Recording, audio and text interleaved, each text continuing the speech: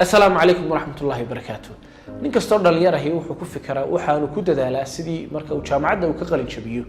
سيدي وشغفي عن أهل لها ميدو نفتي سوى حكو ترى أهل كي فاميلي انت بدن كسودة دالين انت وحكو ترى وانا هدف جودو عدو اللي باقي اللي لكن عيب وداني waxay ku jirtaa in ujeedadii qofku uu noolaaba uu ka dhigo sidii uu lacag iyo hanti uu shaqaysan lahaa haddii arrintaasi ay dhacdana oo dad yowga aqoonyahanka ee fiican hagaagsan hadafkooda ay ku soo ururiyaan inta yar ee kooban ee ah sidii ay u shaqaysan lahaayeen arrintaasi waxay dhalanaysaa in bulshadii gaab weyn uu ka maqnaado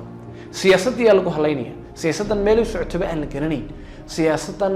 aan waxa weeye inay ka sii xumaato mooyeen aan ka soo hagaagayn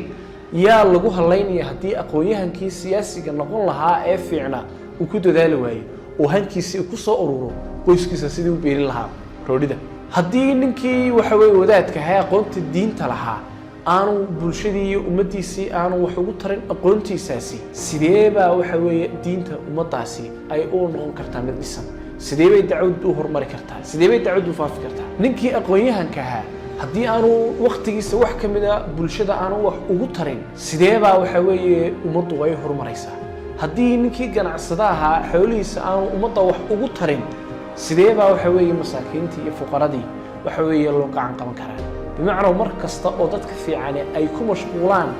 fikirka yar ee kooban fikirka roodhida fikirka aan dhaafisnayn afarta gidaar ee waxa weeye gurigiisa fikirka aan dhaafisnayn afarta qof ee uu dhalay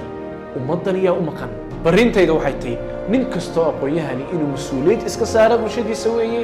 inuu ku dadaalo waxtarka ummadiisa weeye rasuulkuna calayhi salaatu wasalaam wuxuu leeyahay khayru nnaasi anfacuhum linnaas rasuulkuna calayhi salaatu wasalaam wuxuu leeyahay dadka waxa ugu khayr badan qofka ugu waxtar badan. Asalaamu calaykum waraxmatullaahi tacaala wabarakaatuh.